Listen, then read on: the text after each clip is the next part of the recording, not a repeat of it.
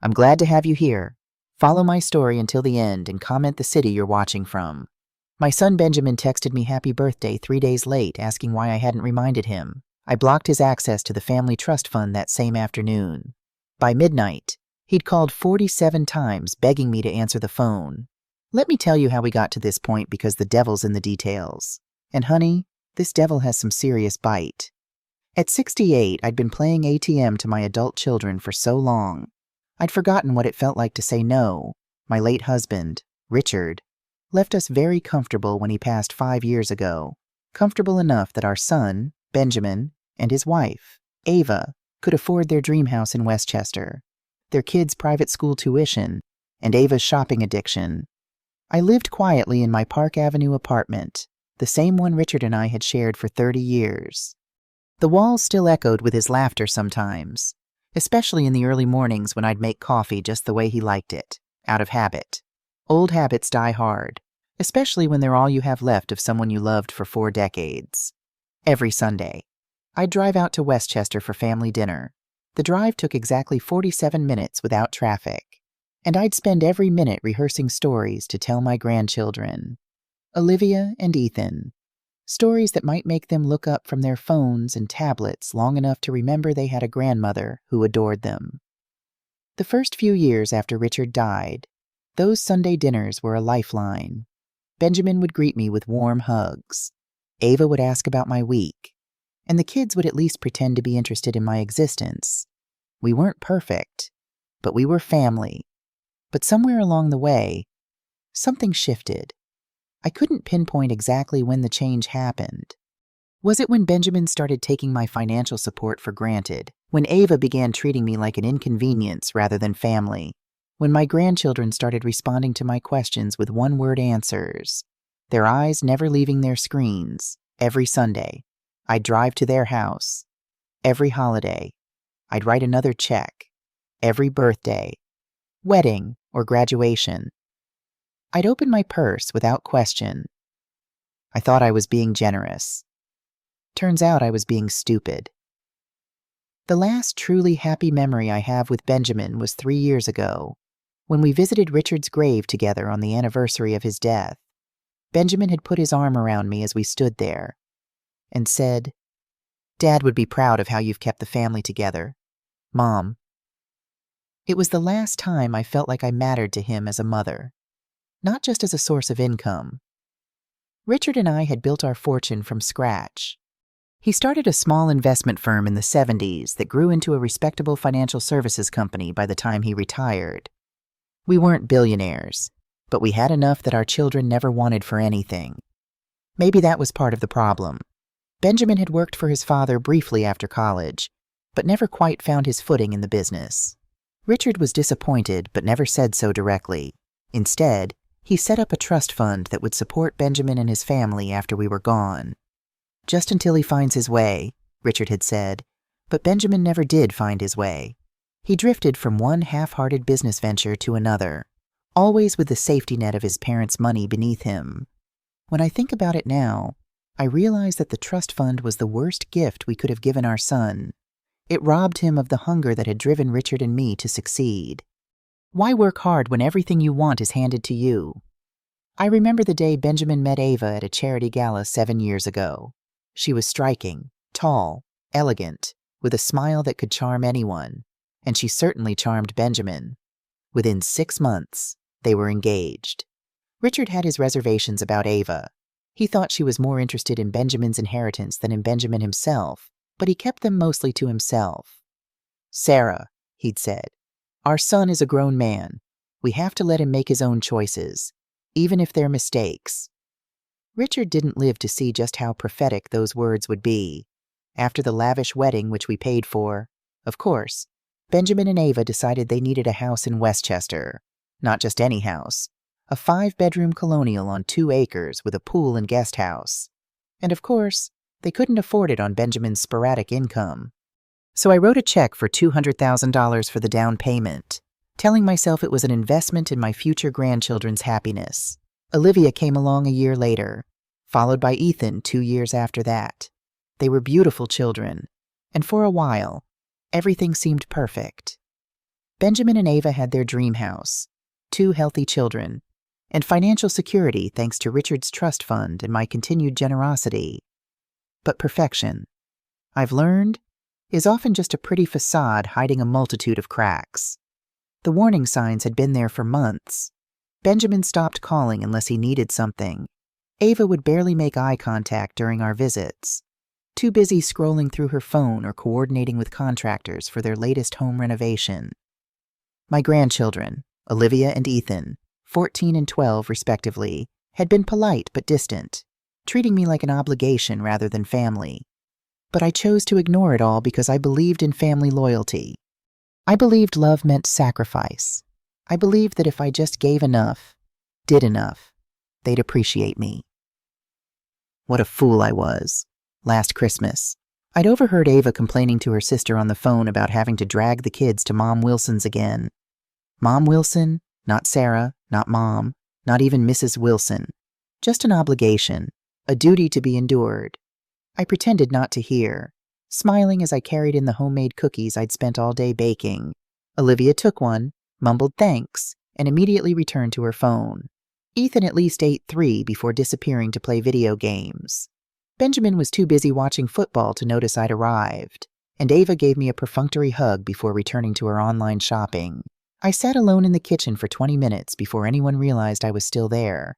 That should have been my wake-up call, but old habits die hard, and I'd grown accustomed to making excuses for my son and his family. They're busy. They're stressed. They're just going through a phase. The excuses piled up like the unopened birthday gifts I'd sent them over the years. It wasn't until a chance encounter with Benjamin's financial advisor that I began to see the true picture. I was having lunch at Le Bernardin, a rare treat I allowed myself once a month, when I spotted Thomas Green, who had handled some investments for Richard years ago and now worked with Benjamin. "Sarah, lovely to see you," he'd said, stopping by my table. "How are you holding up?" "I'm doing well, Thomas. And you?" He hesitated for a moment, then said, "I hope Benjamin's found his footing after that tech investment disaster." "Tech investment?" I asked, genuinely confused. Thomas's face fell. "Oh, I'm sorry. I assumed you knew. Benjamin invested heavily in a tech startup last year. Lost quite a bit when it folded." My heart sank. "How much did he lose?" "I really shouldn't say more," Thomas replied, clearly uncomfortable. "But, well, it was substantial." I was surprised he took such a risk, especially with his credit card debt situation. That was the first I'd heard of any credit card debt. Benjamin had never mentioned financial troubles to me. In fact, he'd just asked for an additional $30,000 the previous month for what he called property taxes and school fees. I'd written the check without question, as I always did. After Thomas left, I sat there stirring my coffee, the food in front of me forgotten. How much didn't I know about my son's finances, and why was he keeping these things from me while still asking for money that evening? I did something I'd never done before. I called James Richardson, our family attorney who managed Richard's estate and trust. "James, I need to know exactly how much money I've given Benjamin over the past 5 years, I said without preamble. There was a pause on the other end of the line. "Sarah, are you sure you want to go down this road?" "I'm sure, James. I need to know." 2 days later, I sat in James's office, staring at the numbers on the paper in front of me. In addition to the monthly trust distributions, I'd personally given Benjamin and his family over $800,000 in 5 years. House down payment, renovations, luxury cars, private school tuition, vacations, credit card payments. The list went on. And this doesn't include the gifts, the dinners, the cash I've slipped to the kids, I said quietly. James nodded. "Sarah, may I speak frankly?" "Please do." Richard set up the trust to provide security, not luxury.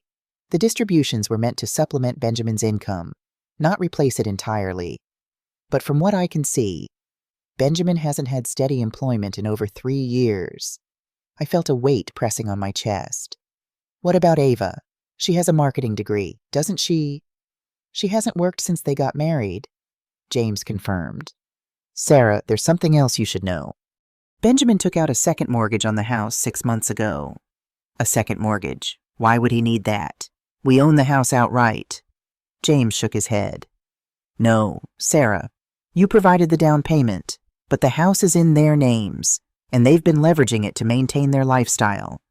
I felt dizzy with the realization that my son, my own flesh and blood, had been systematically deceiving me while draining my finances, not just the trust fund Richard had set up, but my personal savings as well. What should I do, James? I asked, my voice barely above a whisper. That depends on what you want to accomplish, he replied carefully. If you want to stop enabling this behavior, we can restructure the trust distributions. But Sarah, be prepared for backlash. People don't usually respond well when their free money is threatened.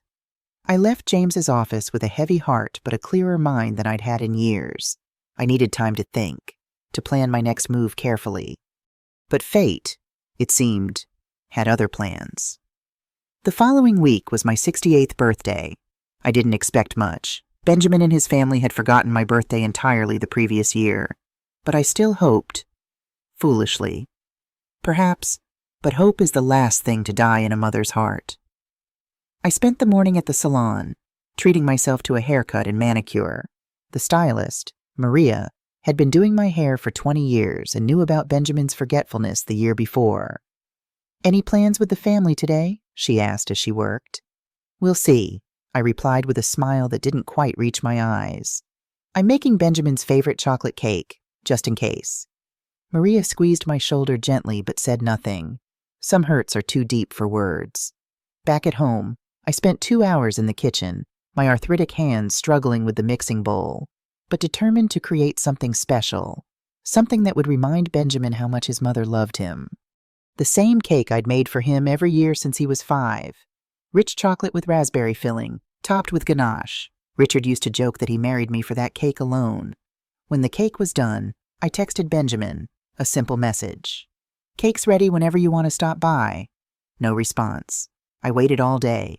Every time a car passed outside, I'd peek through the curtains, hoping to see his silver BMW pulling up. Every time my phone buzzed, my heart would leap, thinking it was him calling to apologize for being late. But the hours ticked by. Morning became afternoon, afternoon became evening, and evening became another sleepless night. The chocolate cake sat untouched on my kitchen counter, a painful reminder of my own naivety. I called Olivia around 6 p.m., wondering if perhaps they were planning a surprise. Grandma, she sounded genuinely confused to hear from me. Hi, sweetheart. I was just wondering if you and your family were planning to come over today. For what? The innocent question cut deeper than any knife. It's my birthday. Olivia. Oh, her voice rose in pitch. I forgot. Sorry, Grandma. Happy birthday. Thank you, dear. Is your father around? He and Mom are at some work thing for Dad's new project. I'm not sure when they'll be back. Work thing. New project. More lies. Most likely. I see. Well, tell them I called. Will you? Sure, Grandma. Sorry again about your birthday. I hung up, fighting back tears. Not even my grandchildren remembered. And Benjamin was apparently too busy with his non-existent work thing to even send a text. The chocolate cake sat untouched on my kitchen counter for 3 days, growing stale like my hope. On the 4th day, I threw it away, fighting back tears as I scraped Richard's favorite recipe into the garbage disposal. That's when reality hit me like a freight train. My own son had forgotten my birthday. Not delayed, not postponed, completely forgotten. I'd spent decades putting everyone else's needs first. When Benjamin got divorced from his first wife, I'd helped with his legal fees. When he remarried Ava, I'd paid for their honeymoon to Italy. When they couldn't afford their house down payment, I'd written a check for $200,000 without blinking, and this was my thanks. Radio silence on the one day that should have mattered. I was pouring myself a second cup of coffee on the 4th day when my phone finally buzzed. Benjamin's name appeared on the screen, and for a moment, my traitorous heart skipped with hope. Hey, Mom. Happy birthday. Sorry it's a few days late. You should have reminded me about it. I should have reminded him, as if it were my responsibility to ensure my own child remembered the day I'd given birth to him. I stared at that message for a full 10 minutes, reading it over and over, feeling something cold and hard settle in my chest where warmth used to live.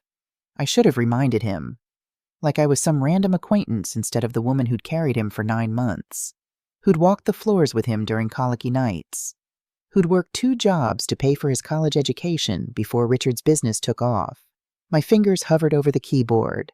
The old Sarah would have typed back something gracious. "Oh, don't worry about it, sweetheart. These things happen." The old Sarah would have made excuses for him, probably invited him over for dinner to make up for his oversight. But the old Sarah had died somewhere between throwing away that birthday cake and reading his pathetic non-apology. Instead, I called my lawyer. "Dorothy, James Richardson had been our family attorney for 15 years. What can I do for you today?" "I need to make some changes to the family trust arrangements," I said, my voice steadier than I'd expected. "How quickly can you restructure the distributions?" There was a pause. James knew about the monthly payments to Benjamin's family. He'd helped set up the automatic transfers when Richard died. "May I ask what prompted this decision?" I almost laughed. What prompted it? 20 years of taking me for granted. A birthday forgotten like yesterday's trash. A text message that treated me like an inconvenience. Let's just say I've had a change of perspective about family obligations. James worked faster than I'd expected. By Tuesday afternoon, all automatic payments to Benjamin's accounts had been suspended. The monthly transfer that covered their mortgage, car payments, and Ava's credit cards simply stopped flowing.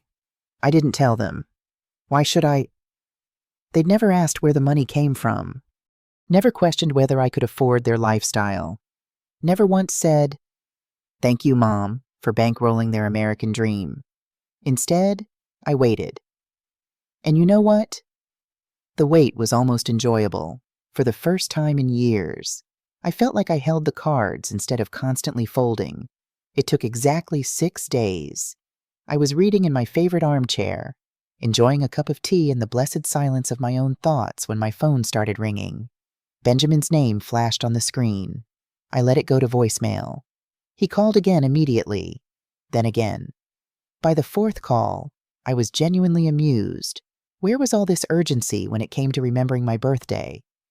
The 5th call came with a text. "Mom, please pick up. There's been some kind of mistake with the bank." Mistake? That's what he called it when the gravy train finally derailed. I poured myself a glass of wine and settled back into my chair. Let him sweat a little. Lord knows I'd sweated plenty over the years, wondering if I was doing enough, giving enough, being enough for children who couldn't be bothered to remember when I was born. The calls kept coming. 9, each one more frantic than the last. By the time I went to bed that night, Benjamin had called 23 times. Ava had called 6. They'd left a total of 14 voicemails, each one more panicked than the last. The first few had been confused. "Mom, I think there's been a banking error. Can you call me back?" By message 7, confusion had turned to worry. "Mom, please call us. The mortgage payment bounced and we need to figure out what happened." By message 12, worry had become panic. "Sarah, this is Ava. We need to talk now." The last message, left at 11:47 p.m., was pure desperation.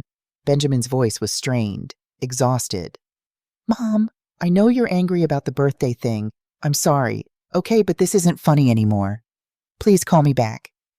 We need that money." "We need that money." Not we miss you, or we're worried about you, or we love you.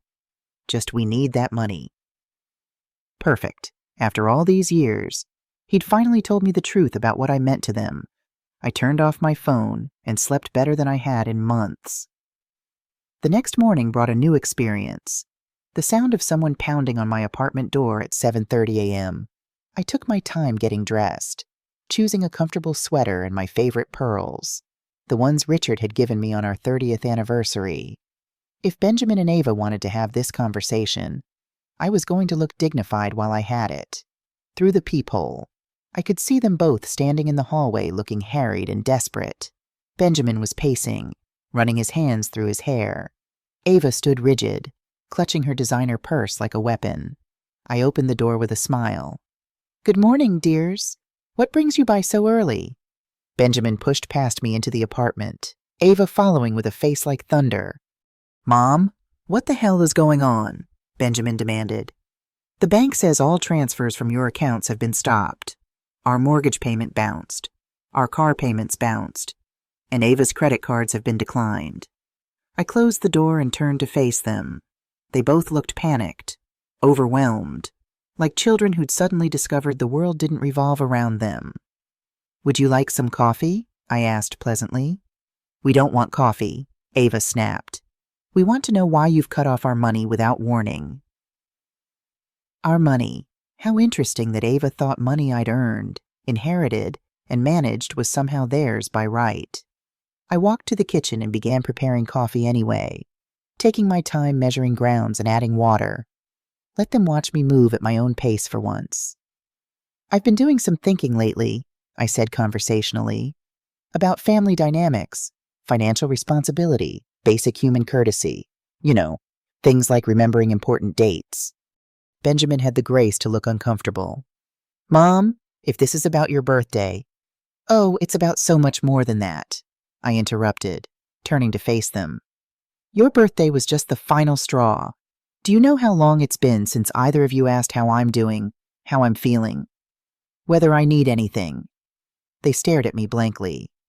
I'll tell you, I continued. 14 months. 14 months since either of you treated me like a person instead of a bank account. Ava stepped forward, her face flushed with anger. That's not fair. We invite you to family dinners. You invite me to dinners where you ignore me while discussing renovations I'm paying for, vacations I'm funding, and private schools I'm subsidizing. I'm not a guest at those dinners. Ava, I'm the entertainment. The crazy old lady you tolerate because she writes the checks. The silence stretched between us like a chasm. Benjamin sat down heavily on my couch, the fight going out of him as he realized I wasn't bluffing.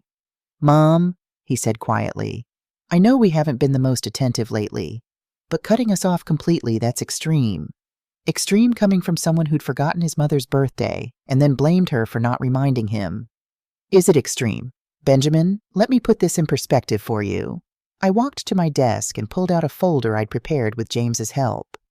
In the 5 years since your father died, I've given your family $847,000 in direct payments alone. That's not including gifts, holidays, special occasions, or the house down payment. Just monthly support payments. Nearly $1 million in cash transfers. Ava went pale. I don't think she'd ever added it up. In return, I continued, you visited me exactly 32 times. That comes out to roughly $26,000 per visit. I've attended 14 family events where I was treated like an obligation. That's about $60,000 per event where I was made to feel unwelcome. Benjamin opened his mouth to protest, but I held up my hand. I'm not finished.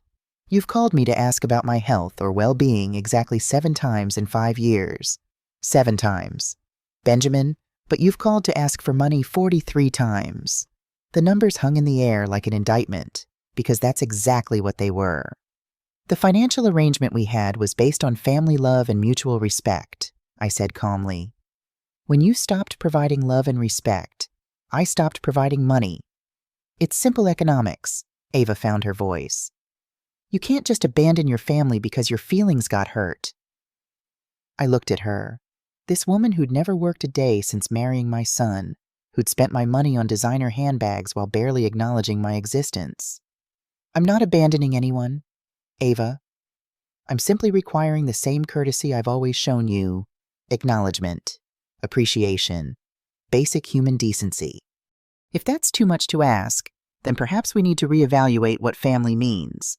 Benjamin leaned forward, his voice taking on the wheedling tone he'd used as a child when he wanted something.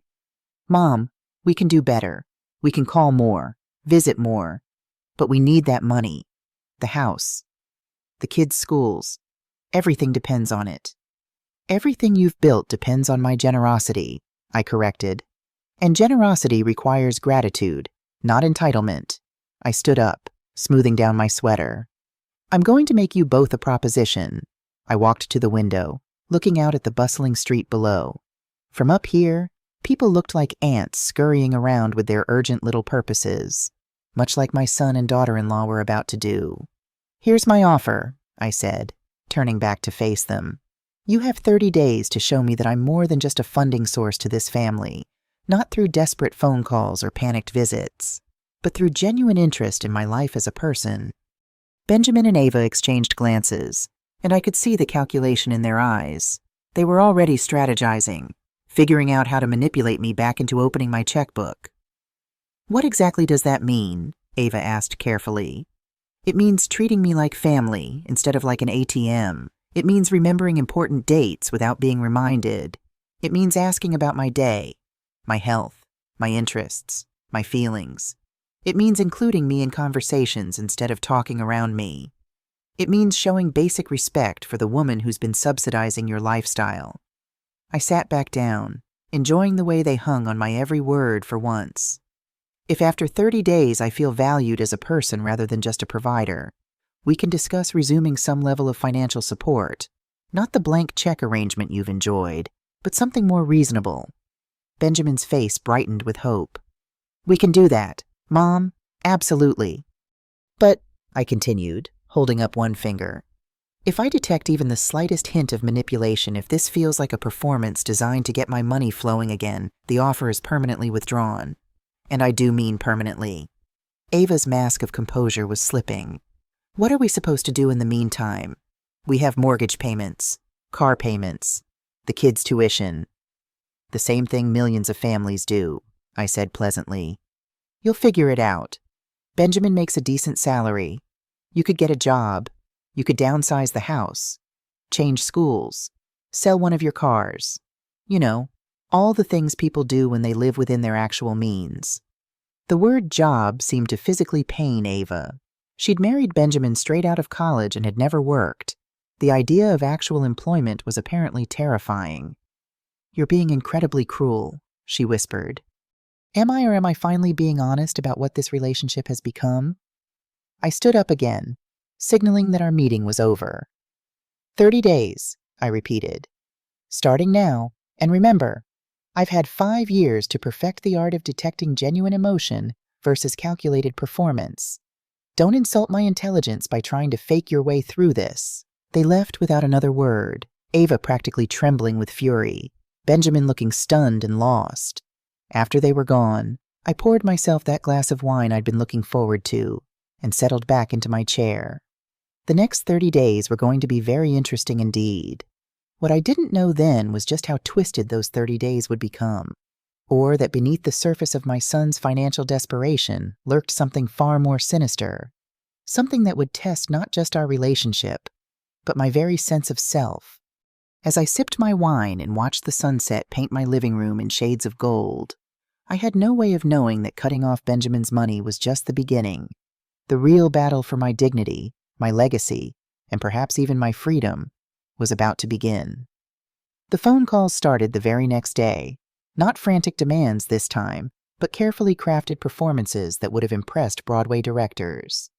"Hi, Mom, just calling to see how you're feeling today." Benjamin's voice was sugar-sweet through the receiver. "I realized we never ask about your health enough." I was standing in my kitchen preparing lunch, and I nearly laughed out loud. In 5 years, this man had never once called to ask about my health unless he was making small talk before asking for money. "I'm fine, Benjamin. How thoughtful of you to ask." "Great. And hey, I was thinking maybe we could have lunch this week. Just the two of us. Like old times." Old times. When exactly had we ever had regular lunch dates? I couldn't remember a single instance of Benjamin suggesting we spend time together without Ava or the children as buffers. "That sounds lovely," I said, curious to see how far they'd take this charade. "Perfect. Oh, and Mom, I've been thinking about what you said yesterday about not appreciating you enough." "You're absolutely right. We've been terrible family members." The script was almost insulting in its transparency, but I played along. "I appreciate you saying that, dear." After he hung up, I checked my watch. 47 minutes later, Olivia called. My 14-year-old granddaughter had never initiated a phone conversation with me in her life. Our interactions were limited to polite responses when I asked her direct questions during family dinners. "Hi, Grandma Sarah. I just wanted to call and tell you about my day at school." The words sounded rehearsed, like she was reading from cards. Poor child. Her parents had obviously coached her on what to say. "That's wonderful. Olivia, tell me all about it. She launched into a detailed account of her classes, her friends, her teachers. Everything was wonderful and amazing, and she just couldn't wait to share it all with her beloved grandmother. It broke my heart, honestly, not because she was lying, but because this forced conversation revealed how little we actually knew each other.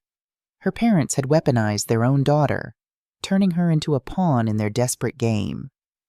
When she finished her performance, I said gently, "Olivia, sweetheart, you don't have to do this."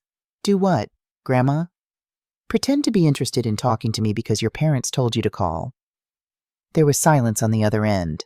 When she spoke again, her voice was smaller, more genuine. "Dad said you were mad at us, that maybe you wouldn't be our grandma anymore if we didn't try harder. Those bastards. They'd terrified their own children to manipulate me. Olivia, listen to me carefully. I will always be your grandmother, no matter what happens between me and your parents. That will never change. Do you understand?" "Yes, Grandma?" "Good. Now, do you actually want to talk to me? Or would you rather go do whatever 14-year-olds do when they're not being forced to call their grandmothers?" She giggled, and for the first time, she sounded like herself. "Can I go? I have homework." "Of course you can go. I love you. Olivia." "Love you too, Grandma." The manipulation had officially begun. Day 5 brought flowers. An enormous arrangement of white roses and lilies arrived at my door with a card that read, "Thinking of you always. Love, Benjamin and Ava." I'd never received flowers from them before. Not for my birthday, not for Mother's Day, not even when Richard died. But now, when they needed my money, suddenly they were thoughtful enough to spend $200 on an ostentatious display. I put the flowers on my dining room table and waited for the follow-up call. It came within an hour. "Hi, Mom. Did you get our little surprise?" Ava's voice was artificially bright. "They're lovely. Thank you. I just wanted you to know how much we appreciate everything you've done for us over the years. I know I haven't always been the best daughter-in-law, but I want to change that." The best daughter-in-law, this woman had barely spoken to me in 2 years, except to make snide comments about my clothes or my cooking. "That's very kind of you to say, Ava. I was wondering if you'd like to go shopping this weekend. Maybe get our nails done. Have a girls' day. A girls' day with the woman who once told Benjamin I was too needy when I'd called to check on them during a hurricane." "I'll think about it," I said. Day 8 brought a handwritten letter from Ethan, my 12-year-old grandson. His usually terrible handwriting was surprisingly neat, suggesting he'd been made to write multiple drafts. "Dear Grandma Sarah," it began. "I have been thinking about how awesome you are and how I don't tell you enough. You are the best grandma in the world, and I love you so much. I hope we can hang out more and do fun things together. Love, Ethan." The letter was sweet, but it reeked of parental coaching. Ethan had never used the word awesome in his life, and he'd certainly never expressed any desire to hang out with me. I called Benjamin that evening. "The letter from Ethan was very touching," I said. "Oh, that was all his idea. He's been feeling really bad about not being closer to you." "Benjamin?" "Yes. Stop lying to me. I know you coached him to write that letter just like you coached Olivia to call me." Silence. "Mom, I don't know what you—" "Stop. Just stop. If you want to rebuild our relationship, it has to be based on honesty, not performances, not manipulations, not scripted phone calls from confused children. We're trying to show you we care. You're trying to show me you can follow a script when money is on the line. There's a difference." I hung up, feeling exhausted. This wasn't working the way I'd hoped. Instead of genuine change, I was watching them dig themselves deeper into deception. But I'd given them 30 days, and I was a woman of my word. I just wasn't sure how much more amateur theater I could stomach. Meanwhile, beneath the surface of this family drama, something darker was brewing. I just didn't know it yet. The day after I received Ethan's letter, I was sorting through old papers in Richard's study when I found something odd, a bank statement from an account I didn't recognize. It was dated 3 years ago, shortly after Richard's death, and showed a transfer of $50,000 to an LLC called Johnson Family Investments. I'd never heard of Johnson Family Investments, And I certainly didn't remember authorizing a $50,000 transfer during that difficult time. I set the statement aside, making a mental note to ask James about it. That evening, Benjamin called again, this time inviting me to Sunday dinner. "The kids miss you," he said, his voice dripping with false sincerity. "And Ava's making your favorite pot roast." I almost declined, but curiosity got the better of me. I wanted to see how far they'd take this performance when they had to maintain it for an entire evening. "That sounds nice," I said.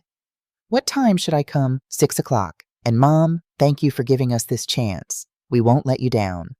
Sunday dinner was a masterclass in performative affection. Benjamin greeted me with a hug that lasted just a bit too long to be comfortable. Ava had her hair styled the way I once mentioned I liked it years ago. The children were scrubbed clean and dressed in their best clothes, like they were meeting a distant relative for the first time. "Sarah, you look wonderful," Ava gushed, taking my coat. "That color really brings out your eyes." I was wearing the same navy blue dress I'd worn to countless family dinners before. Ava had never commented on it once. The house was spotless, which was unusual. Typically, their home had the lived-in chaos of a busy family with 2 children.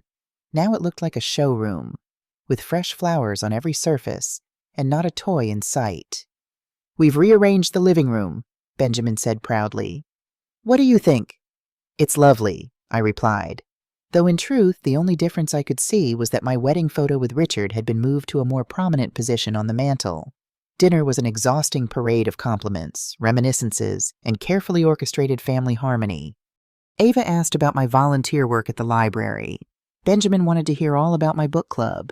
The children shared amusing anecdotes from school that seemed suspiciously well rehearsed. Not once did anyone mention money. Not once did anyone check their phone at the table. Not once did anyone interrupt me or change the subject when I was speaking. It was perfect, and perfectly fake. After dessert, a store-bought cheesecake that Ava tried to pass off as homemade, Benjamin suggested we look through old family albums. As we flipped through photos of Benjamin's childhood, I noticed Olivia watching me with an intensity that seemed out of place. "Grandma," she said suddenly, when her parents were occupied with finding another album, "are you going to make Mom and Dad move out of our house?" The directness of the question caught me off guard.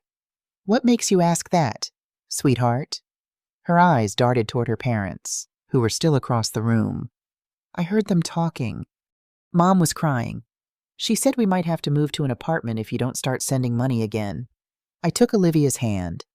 "Your parents have some financial decisions to make, but no one's going to be homeless. I promise." She nodded, but didn't look convinced. "Dad's been really weird. He's on the phone all the time in his office with the door locked. And I heard him tell Mom something about Plan B if you don't come around." My blood ran cold. "Plan B?" Olivia shrugged. "I don't know what it means. Mom got mad at him for saying it where I could hear." Before I could ask more, Benjamin returned with another album, his smile a bit too bright. "Found it, Mom. Remember this trip to Cape Cod?" I smiled and nodded, but my mind was racing. What was Plan B? And why did it make Ava angry that Olivia had overheard? The rest of the evening passed in a blur of false cheer and manufactured nostalgia. When it was time to leave, Benjamin walked me to my car. "It was really great having you over, Mom," he said, his hand on my arm. "Just like old times." "It was lovely," I lied. "Thank you for inviting me. So, do you think... have we been doing better with the whole appreciation thing?" And there it was, the real purpose of the evening, laid bare by his impatience. "It's only been 9 days. Benjamin, we still have 3 weeks to go." His face fell. "Right, of course, I just thought... Never mind. Drive safely." "Mom," as I drove home, I couldn't shake Olivia's words from my mind. Plan B. What were Benjamin and Ava planning if their performance didn't convince me to turn the money back on? I didn't have to wait long to find out. 2 weeks into their performance, I discovered something that changed everything. I was having lunch with my friend Margaret at our favorite cafe when she mentioned seeing Ava at the country club. "She was telling everyone about your mental breakdown," Margaret said, her voice carefully neutral. "Said you'd been acting erratic since Richard died." making impulsive financial decisions. The coffee cup rattled against the saucer as I set it down. What, apparently you've become difficult to manage, and they're considering having you evaluated for competency issues. The words hit me like a physical blow.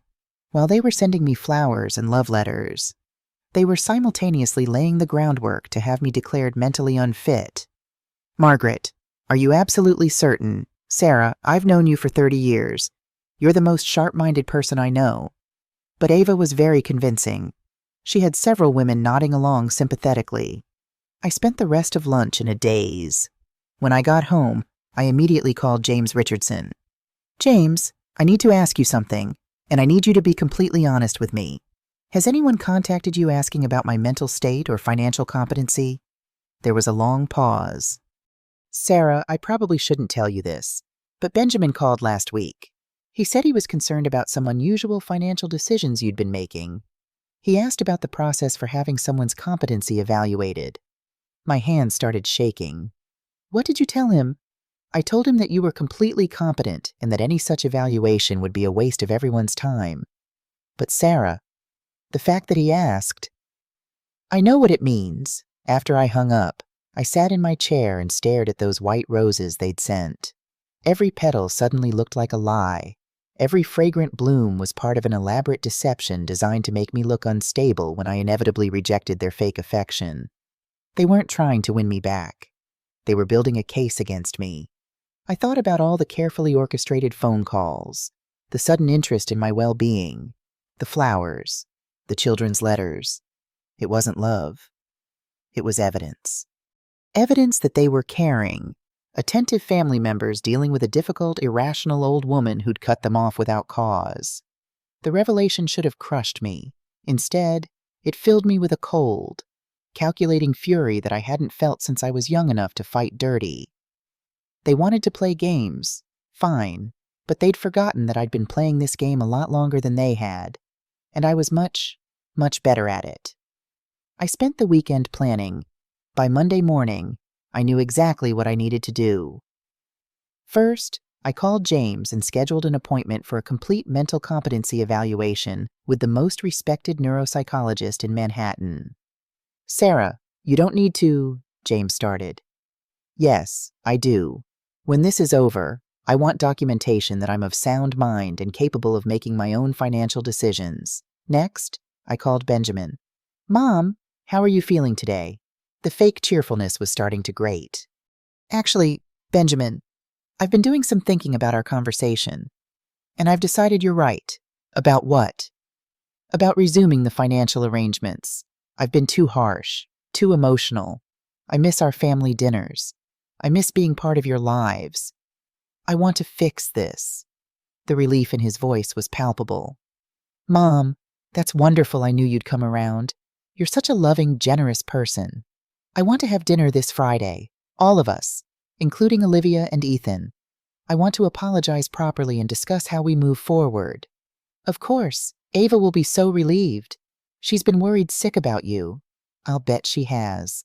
That afternoon, I made another call to a private investigator named Patricia Chen, someone James had recommended for discreet family matters years ago when Richard was having business partner issues.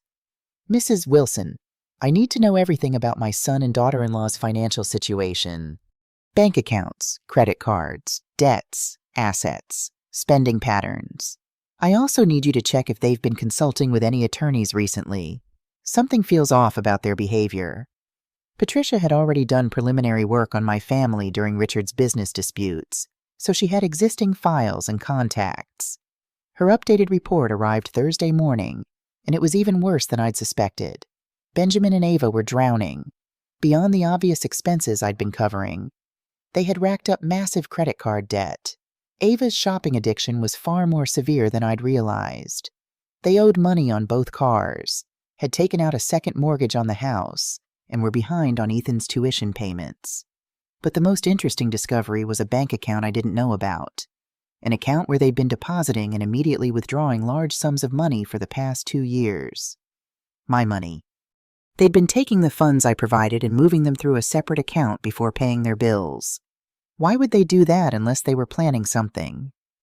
The answer came in the form of financial planning documents Patricia had uncovered. Documents showing that they'd been working with a lawyer to establish guardianship over my assets since Richard's death. It started right after the funeral, when I'd been grief-stricken and making large financial gifts to cope with my loss. They'd been planning this for 5 years. The gradual distance, the increasing demands, the casual cruelty. It was all designed to establish a pattern. The generous but unstable widow who needed protection from her own poor judgment. I thought I was teaching them a lesson about respect and gratitude. They'd been playing a much more dangerous game. Patricia's report also contained something else, something that made my blood run cold. Benjamin had consulted with a Dr. Gregory Morrison, a psychiatrist who specialized in geriatric mental health. According to his credit card statements, Benjamin had paid for 3 consultations in the past month. Patricia had managed to get hold of Dr. Morrison's notes through methods I didn't want to know about. The notes indicated that Benjamin was seeking a psychiatric evaluation of his mother, me, whom he described as increasingly paranoid, erratic, and financially irresponsible. Dr. Morrison had noted that he couldn't evaluate a patient he hadn't seen, but had advised Benjamin on the legal process for establishing guardianship over a parent deemed mentally incompetent. 5 years of planning, 5 years of systematically setting me up to lose control of my own life and finances. Friday dinner was going to be very interesting indeed. As I prepared for the confrontation, I received an unexpected call. It was Olivia, using a friend's phone. "Grandma, can I talk to you?" "Of course, sweetheart." "What's wrong?" "I'm scared. Grandma, Dad's been acting really weird. He keeps saying everything's going to be fine once they handle you. What does that mean?" My heart ached for her. "Olivia, where are you now?" "At my friend Zoe's house. I'm supposed to go home in an hour." "And where's your brother?" "He's at soccer practice. Dad's picking him up at 5. I made a quick decision. "Olivia, listen to me. I want you to go home as planned. Act normal. Don't tell your parents we talked. I'll see you at dinner tonight. And I promise I'll fix this. Can you trust me?" "Yes, Grandma?" "Good girl. Everything's going to be okay." After I hung up, I called James again. "James, I need to add something to our plan. I'm concerned about my grandchildren." By the time I arrived at Benjamin and Ava's house that evening, I was armed with more than just Patricia's report. I had a secret weapon that neither of them would see coming. They'd gone all out for this dinner, using their good china and even lighting candles. Emma and Ethan seemed genuinely happy to see me, which was the only real bright spot in this elaborate production. "Mom, you look wonderful," Ava gushed, though her smile never reached her eyes. "That dress is so flattering." I was wearing the same black dress I'd worn to Richard's funeral. She'd complimented it before, back when she was still pretending to like me. "Thank you, dear. You look lovely as always." Benjamin raised his wine glass. "I want to make a toast to family, to forgiveness, and to Mom for being the most generous, loving woman we know." "To Grandma," Olivia and Ethan chorused, and their enthusiasm was genuine enough to make my heart ache. We made it through the appetizer and main course with their performance in full swing. They asked about my health, my hobbies, my plans for the holidays. They laughed at my stories, complimented my jewelry, and treated me like the beloved family matriarch they'd never actually considered me to be. It was masterful. Really. If I hadn't known what I knew, I might have been fooled. After dessert, I stood up. "I have something I want to say to all of you." Benjamin and Ava leaned forward expectantly, probably anticipating my tearful apology and promise to restore their funding. "These past 2 weeks have been so enlightening. Benjamin, your sudden interest in my daily health has been touching. Ava, your invitation to go shopping was so thoughtful. And children, your letters and phone calls have meant the world to me." They were practically glowing with anticipation. "It's made me realize how much I've been missing, how important it is to be truly involved in each other's lives." Benjamin nodded eagerly. "Exactly. That's exactly what we've been trying to show you. Which is why I've decided to be much more involved in managing all of our affairs. I met with James Richardson yesterday to review the family trust documents." Ava's smile flickered slightly. I also had a complete psychological evaluation done, just to make sure I'm making sound decisions. Clean bill of mental health. By the way, Benjamin's face went pale. And I hired a private investigator to do a thorough financial review. Very thorough. The silence in the room was deafening. I reached into my purse and pulled out Patricia's report, setting it on the table between us. Did you know it's illegal to establish financial guardianship over someone through fraudulent means? James was quite concerned when he reviewed your planning documents. Ava stood up abruptly, her chair scraping against the floor. I don't know what you think you found, but I found 5 years' worth of evidence that you've been systematically setting me up to be declared incompetent so you could control my assets permanently. The separate bank account, the guardianship paperwork, the witnesses you've been cultivating who can testify to my erratic behavior. Benjamin's voice was barely a whisper. Mom, it's not what it looks like. Really, because it looks like fraud. It looks like elder abuse. It looks like two people who decided it was easier to steal from me than to earn their own living. Olivia and Ethan were staring at their parents with horrified expressions. Here's what's going to happen, I continued calmly. You're going to pack up and move out of this house by the end of the month. The house I bought, by the way, which means I can evict you whenever I choose. You can't do that, Ava hissed.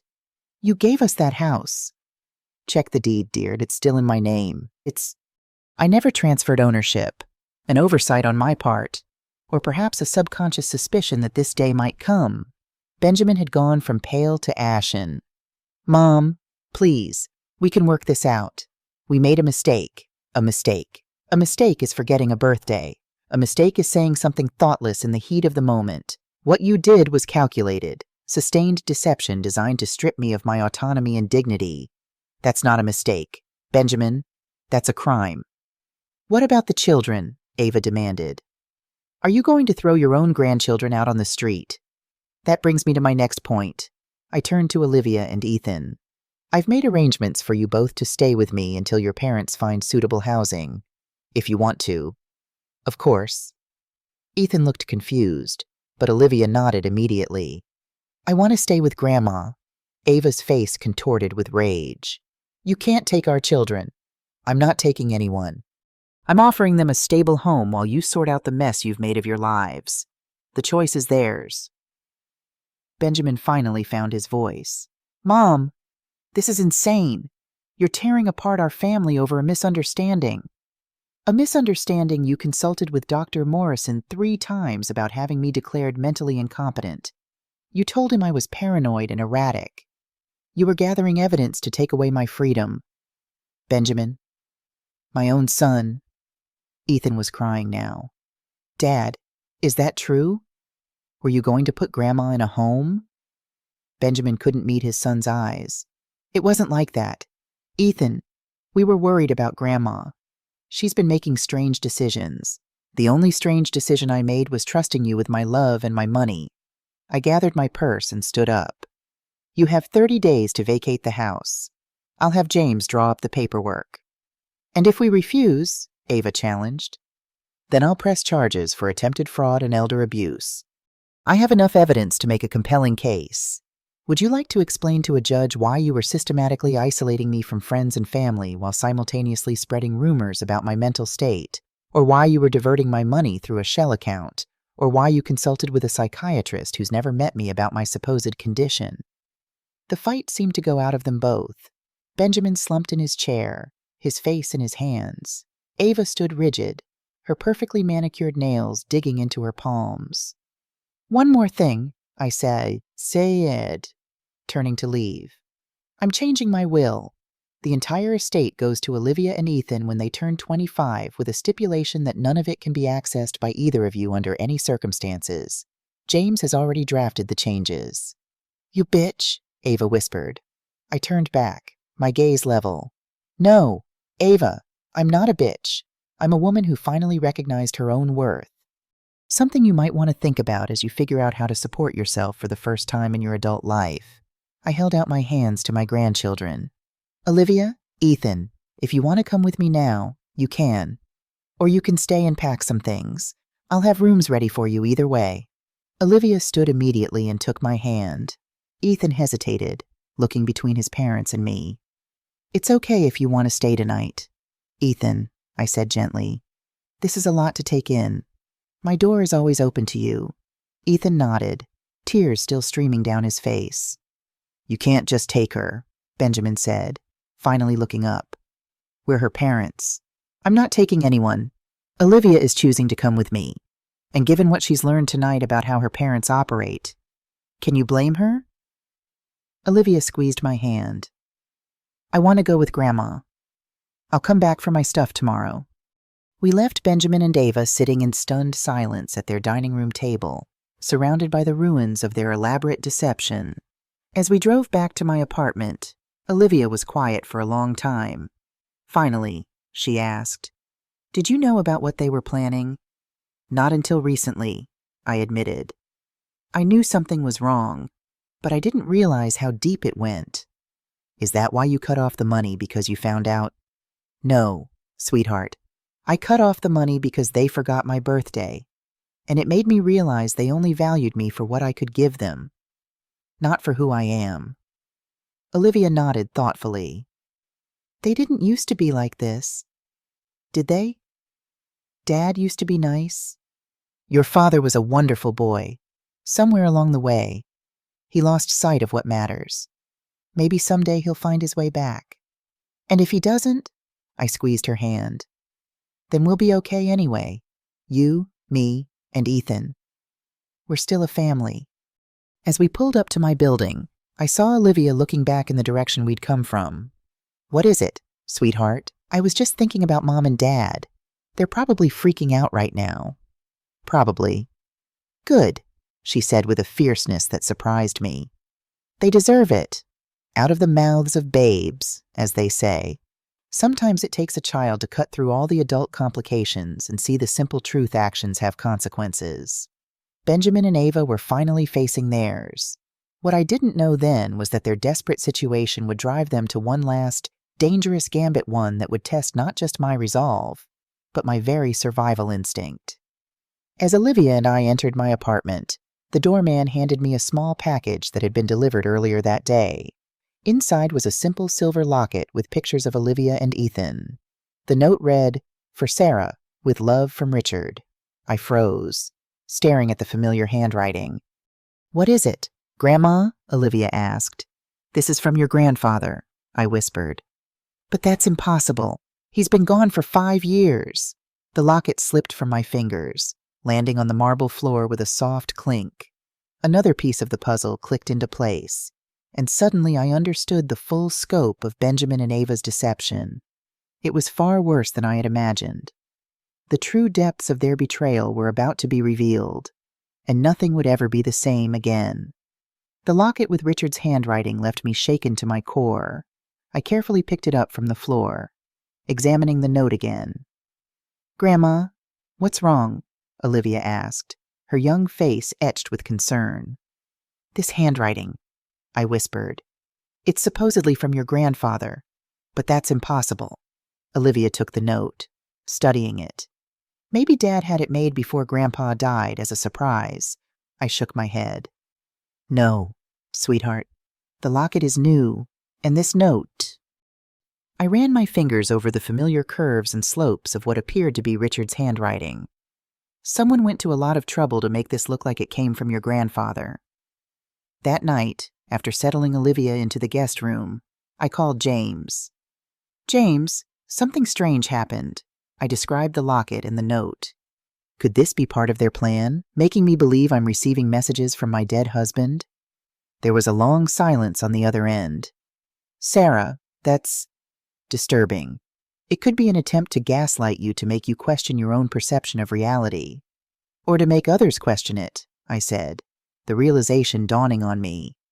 Imagine if I started telling people Richard was sending me gifts from beyond the grave. "Exactly. It would support their narrative that you're experiencing delusions. James, I need you to expedite that competency evaluation, and I want to move forward with pressing charges. This has gone beyond financial manipulation.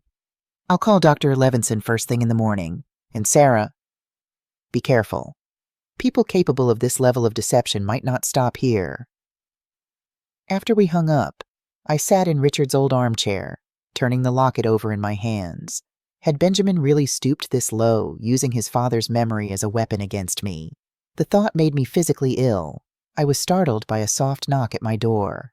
Olivia stood there in borrowed pajamas, looking younger than her 14 years. "Can't sleep?" I asked. She shook her head. "I keep thinking about what Dad and Mom were planning to do to you." I patted the ottoman beside me. "Come sit." She curled up at my feet, resting her head against my knee like she used to do as a small child. "Did you know that Mom has a whole closet of clothes with the tags still on? She hides them from Dad, and sometimes packages come, and she tells me not to tell him." "Shopping addiction is a real problem," I said gently. "It's an illness, like alcoholism. Is that why they needed your money, because of Mom's shopping?" "Partly, but it's more complicated than that." I stroked her hair, wondering how much to tell her. She deserved the truth, but she was still just a child. "Your parents made some bad financial decisions, and instead of working to fix those mistakes, they took shortcuts. They tried to steal from you, out of the mouths of babes. Yes. Will they go to jail?" The question hung in the air between us. Would I really send my own son to prison? Could I do that to Olivia and Ethan? "I don't know yet, sweetheart. Right now, I'm more concerned about keeping you and Ethan safe and making sure your parents can't hurt anyone else." "I don't think Ethan will come," she said softly. "He still believes everything Dad tells him. He's younger. It's harder for him to understand." "I understand because I heard them talking. A lot. Dad doesn't think I listen, but I do." She looked up at me, her eyes too wise for her years. "He said if you didn't give them the money back, they had other options. That Dr. Morrison could help them get conservatorship or something." "Guardianship," I corrected. "They wanted legal control over my finances and maybe even my medical decisions." "That's messed up." "Yes, it is." We sat in silence for a moment, the weight of betrayal heavy between us. "Grandma, what's going to happen to us now?" I hugged her close. "We're going to be okay. All of us, even your parents, eventually. But things are going to be different." "Different how?" "Your parents will need to learn to live within their means, to work for what they have instead of expecting it to be given to them. And you and Ethan might need to adjust to a simpler lifestyle for a while." She nodded against my shoulder. "I don't care about that stuff. The big house and fancy clothes and private school. None of it matters if everyone's lying all the time."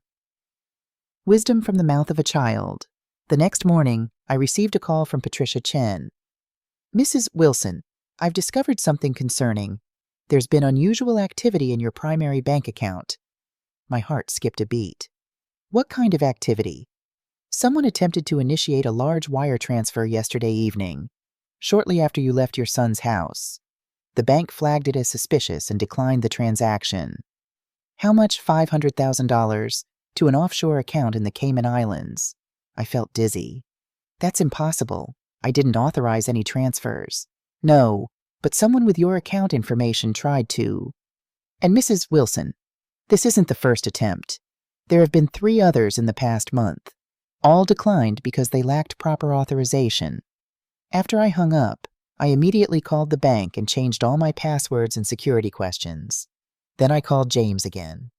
"James, we have a problem. Someone tried to transfer money out of my account last night." "Benjamin, who else? He must have my account information." "Patricia says there have been previous attempts. This changes things. Sarah, this is clear-cut criminal activity. We need to contact the authorities." "Not yet," I said, surprising myself. "I want more evidence first. Something concrete that ties it directly to Benjamin and Ava." "Sarah, they tried to steal $500,000 from you and failed. The bank stopped it. I need to know exactly how far they're willing to go before I involve the police." I spent the morning with Olivia, trying to maintain a sense of normalcy despite the chaos swirling around us. We made pancakes for breakfast, then went for a walk in Central Park.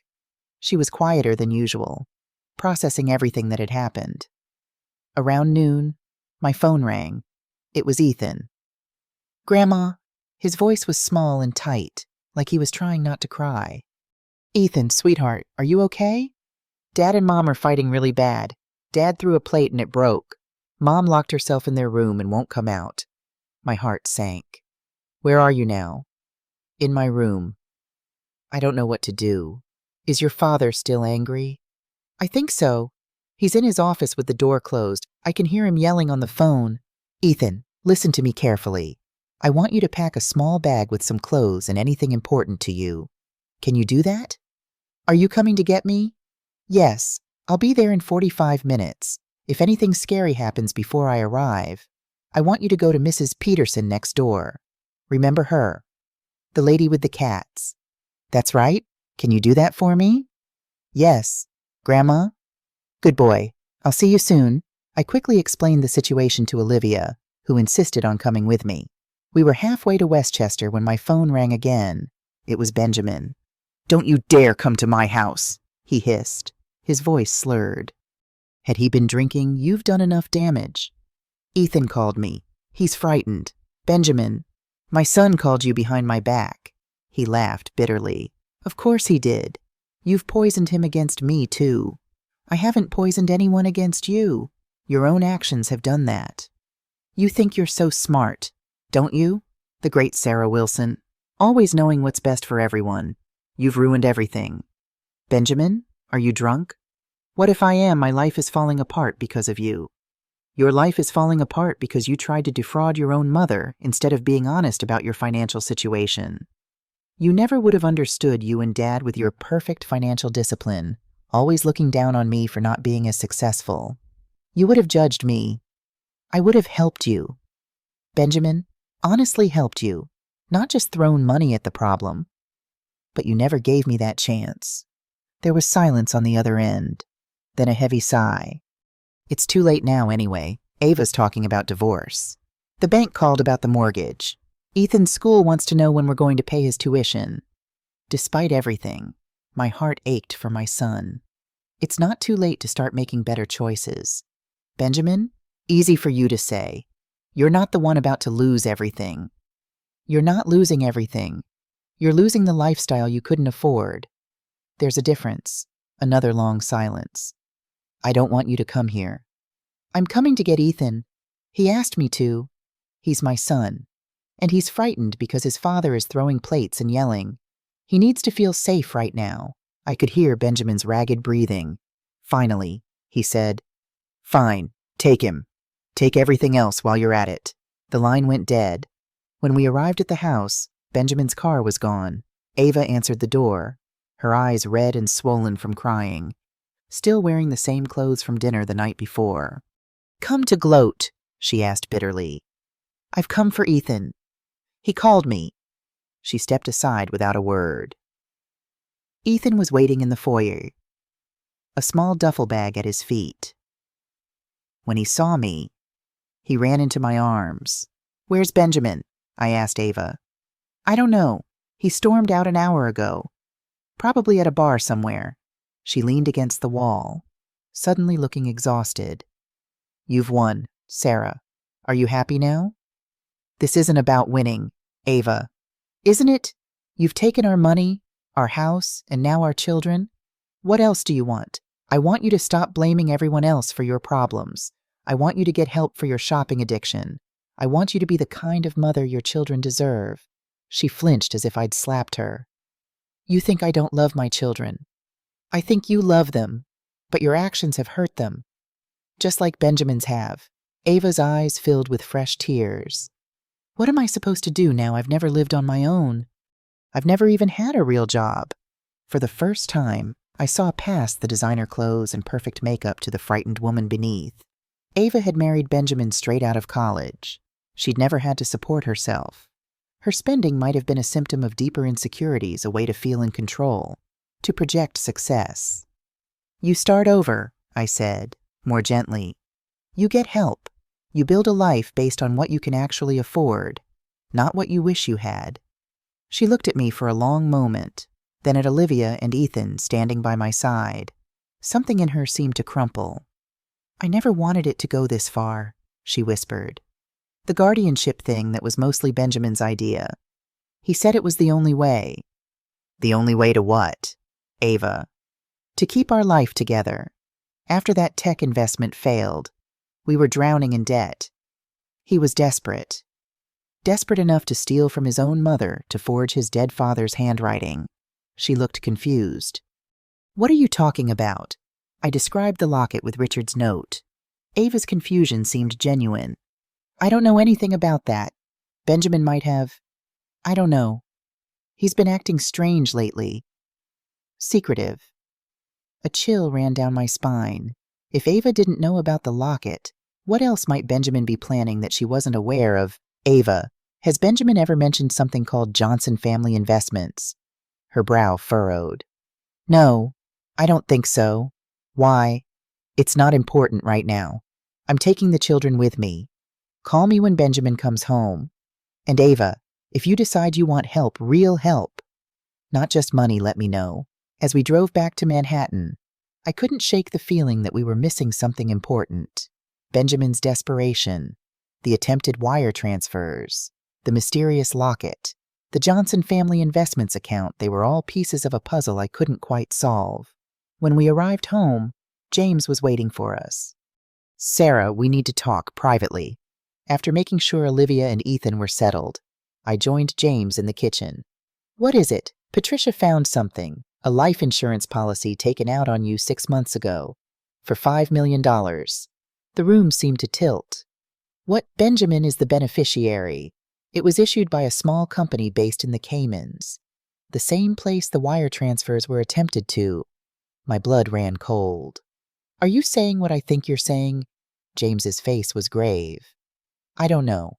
But combined with everything else, the attempts to have you declared incompetent, the wire transfers, the gaslighting with the locket it's concerning. Benjamin wouldn't. He couldn't possibly. I hope not. But Sarah, we need to take this to the authorities now. This has gone beyond financial manipulation.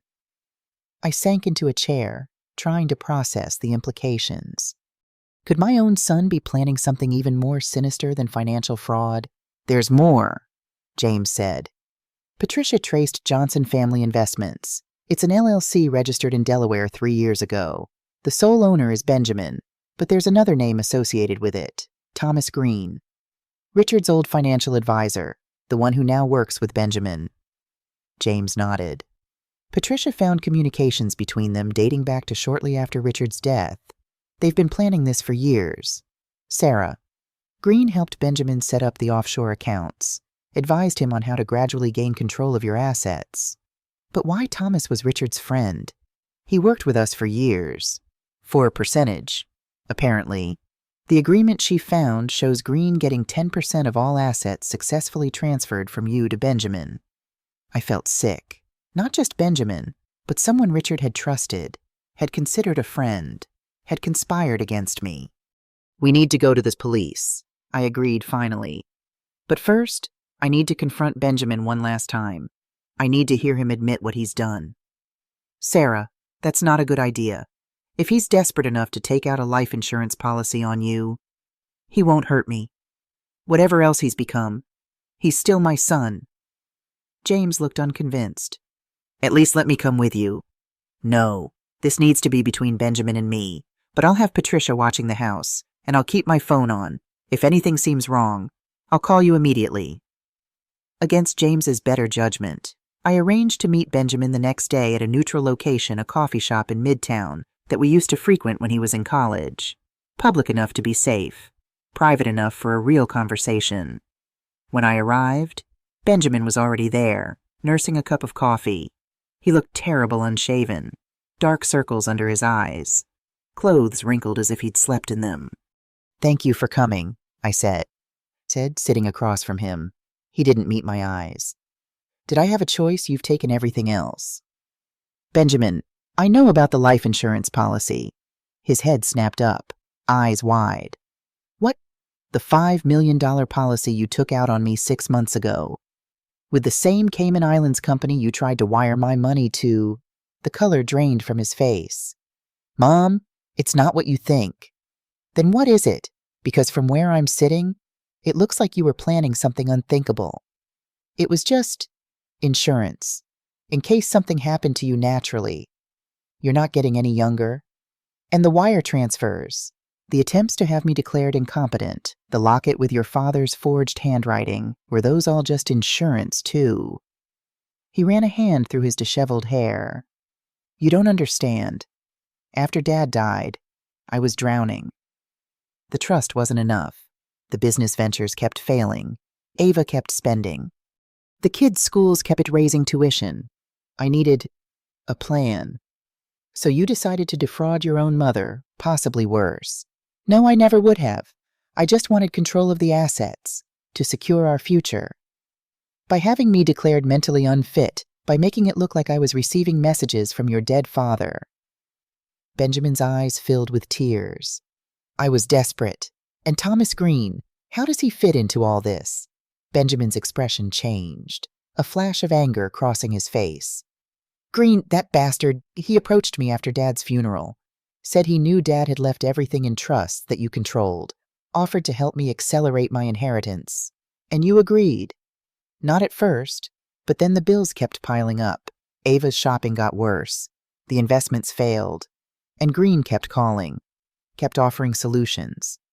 Solutions like Johnson Family Investments, the offshore account you've been funneling my money through. Benjamin looked surprised. You know about that too. I know everything.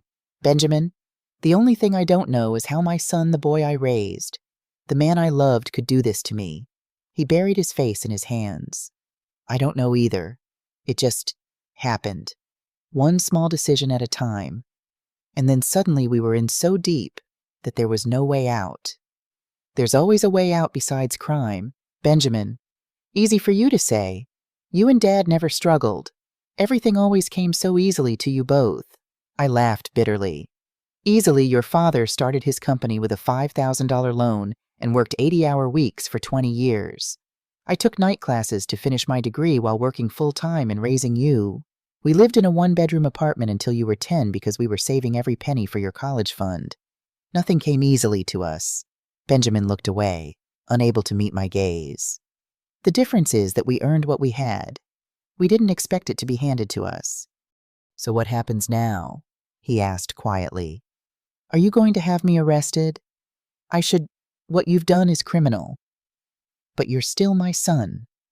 Hope flickered in his eyes. This is what's going to happen, I continued. You're going to sign a confession detailing everything the fraud attempts, the wire transfers, the life insurance policy, your relationship with Green. James has already prepared it. And if I don't, then I go directly to the police with all the evidence Patricia has gathered. And believe me, Benjamin, it's substantial. He swallowed hard. If I sign, what then? Then I don't press charges. But the confession will be held by James, to be used if you ever try anything like this again. You'll move out of the house by the end of the month as planned. You'll get a real job, not another investment opportunity, but actual employment with a paycheck. You'll seek counseling, both individual and financial, and you'll earn back the right to be part of this family. And the trust is permanently amended. You'll receive a modest monthly stipend enough to cover basic necessities. Nothing more.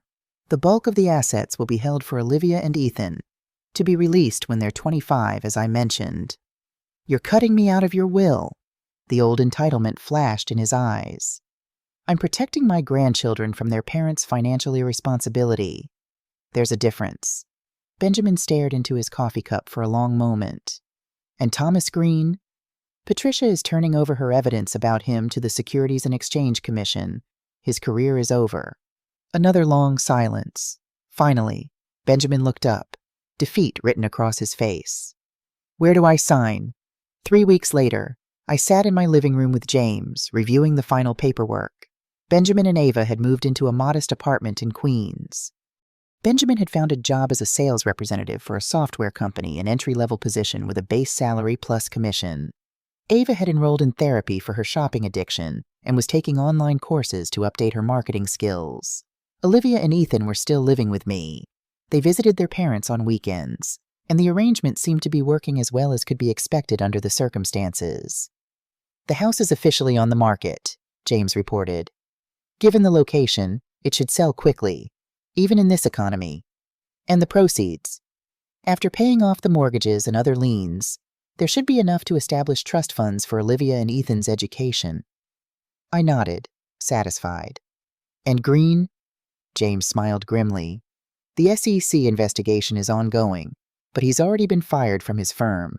Several other clients have come forward with similar stories. Good. There was a knock at the door. Olivia, who had been reading in the corner, jumped up to answer it. "Grandma," she called. "Dad's here." Benjamin stood awkwardly in the doorway. He looked better than he had at the coffee shop, clean-shaven, neatly dressed in a button-down shirt and slacks rather than his usual designer casual wear. "Mom, James," he nodded to each of us. "Is this a bad time?" "Not at all," I said. James was just leaving. James gathered his papers, giving me a questioning look. I nodded reassuringly. "I'll call you tomorrow. Sarah," he said, pausing to squeeze my shoulder before leaving. Benjamin sat in the chair James had vacated. "You look well, Mom." "Thank you. So do you. The job it's not what I'm used to, but it's honest work. And my boss says I have potential." "That's good to hear." An awkward silence fell between us. Olivia, sensing the tension, quietly excused herself to her room. "How's Ava?" I asked finally. "Better, I think. The therapy seems to be helping. She's talking about things. Stuff from her childhood that I never knew about. Why she feels the need to buy things, to project a certain image. I'm glad she's getting help." Benjamin fidgeted with the hem of his shirt. "Mom, I wanted to apologize, not just for the financial stuff, but for everything. For taking you for granted. For forgetting your birthday. For being a terrible son." "Benjamin, no, please, let me say this." He took a deep breath. "What I did was unforgivable. I betrayed your trust in the worst possible way. I let greed and entitlement corrupt me until I couldn't recognize myself anymore. Until I was willing to—" He trailed off, unable to articulate the darkest implications of his actions. "The life insurance policy." I finished for him. He nodded, shame evident in every line of his body. I told myself it was just a precaution, that I would never actually, but the fact that I even considered it, that I let things go that far. He looked up, tears in his eyes. "I don't expect you to forgive me. I don't know if I'll ever forgive myself, but I want you to know that I'm trying to be better. For Olivia and Ethan. For myself, and maybe someday, to be worthy of being your son again." I studied him, searching for signs of the old manipulation, the calculated performance, but all I saw was genuine remorse. "Benjamin, you will always be my son.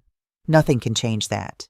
But trust, once broken, takes a long time to rebuild." "I know. I'm prepared for that. I'll do whatever it takes, for as long as it takes." I reached across the coffee table and took his hand. "Then we'll take it one day at a time." He squeezed my hand, a tear sliding down his cheek. "Thank you, Mom, for giving me this chance, for not having me arrested, for everything." "You're still on probation," I reminded him. "One misstep, one attempt to manipulate the situation, and that confession goes straight to the district attorney." "I understand. It won't come to that. I promise." As Benjamin left that day, I felt a cautious hope stir within me. Not the naive hope that had led me to enable his behavior for years, but a clear-eyed hope that acknowledged the difficult road ahead while believing in the possibility of redemption. Over the next few months, small changes accumulated into larger ones. Benjamin worked diligently at his job, even earning a small promotion. Ava completed her online courses and found part-time work at a local marketing firm. They lived modestly, within their means for the first time in their adult lives. Olivia and Ethan eventually moved back in with their parents, though they still spent weekends and holidays with me. Our family dinners resumed, but with a different tone, more honest, more equal, less performative.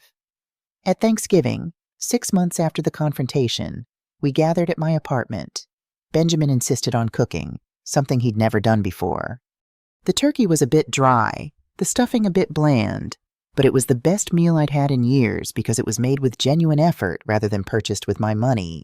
After dinner, while Ava and the children were clearing the dishes, Benjamin took me aside. "Mom, there's something I want to give you." He handed me a small package. Inside was a simple silver bracelet with a single charm, a small book. "It's not expensive," he said quickly.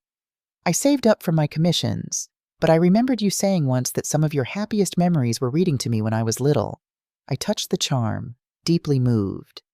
"It's perfect. Benjamin, thank you. I'm trying, Mom, every day, to be the son you deserve. I know you are, and I'm proud of the progress you're making." His eyes lit up at that simple praise, not the calculated pleasure of someone who'd successfully manipulated a situation, but the genuine joy of a son who'd earned his mother's approval through honest effort. Later, as I watched my family gathered in the living room, Olivia teaching Ethan a card game, Ava laughing at something Benjamin said, I felt a sense of peace I hadn't experienced since Richard died. We weren't perfect. The wounds were still healing, the trust still fragile. Benjamin and Ava still had years of financial recovery ahead of them. The children still bore emotional scars from everything they'd witnessed. But we were a family again, a real family, built on honesty and mutual respect rather than financial dependence and manipulation. As for me, I'd found my voice again. I'd reclaimed my dignity. I'd learned that setting boundaries wasn't selfish, it was necessary for healthy relationships. I'd discovered that sometimes the most loving thing you can do for someone is to stop enabling their worst instincts and hold them accountable for their actions. The road ahead would have its challenges, but for the first time in years, I was looking forward to the journey.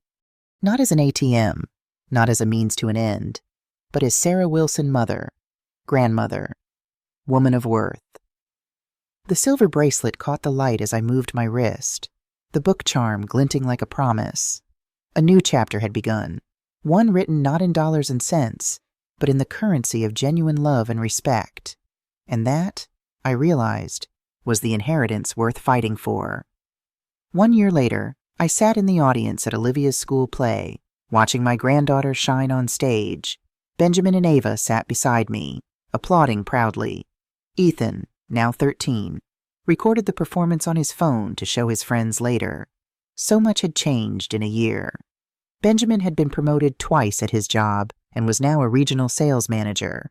The commission structure meant he was earning a decent living, not the extravagant lifestyle he'd once maintained on my money, but comfortable enough. More importantly, he'd earned it himself.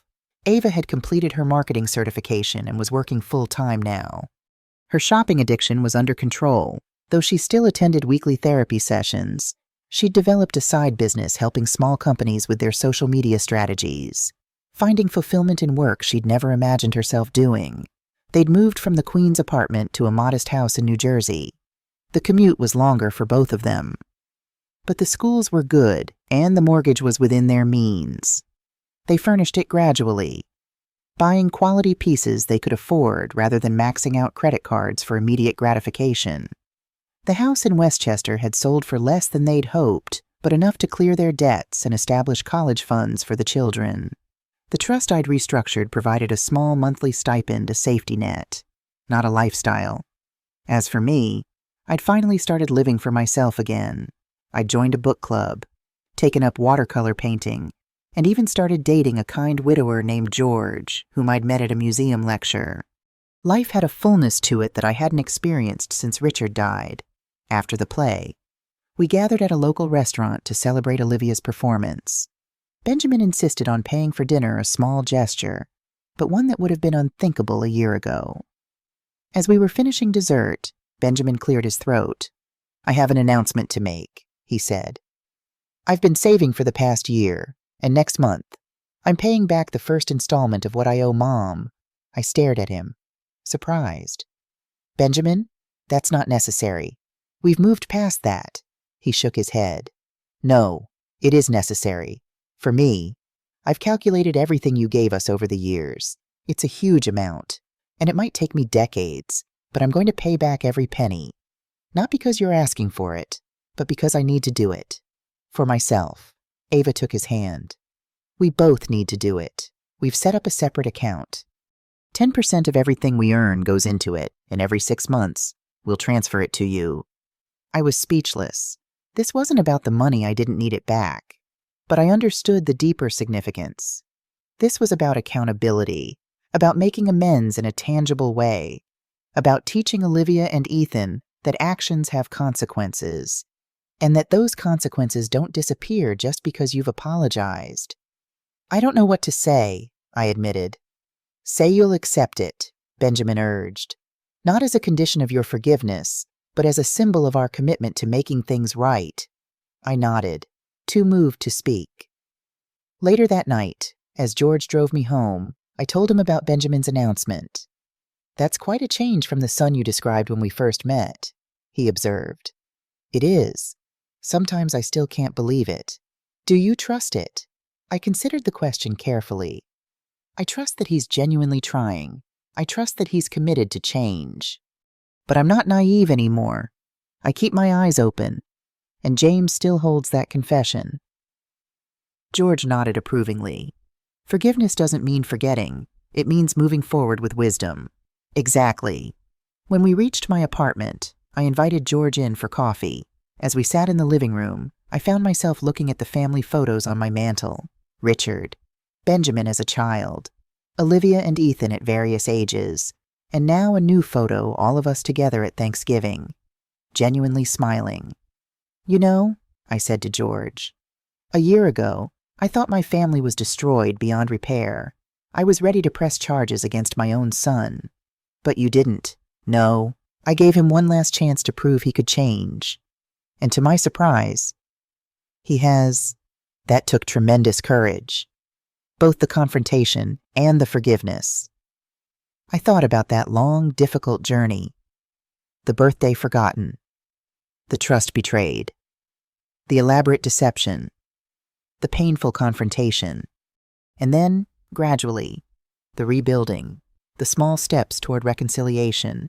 The hard work of earning back trust. The funny thing is, I said, when I finally stood up for myself, when I stopped being their ATM and demanded respect, that's when real healing became possible.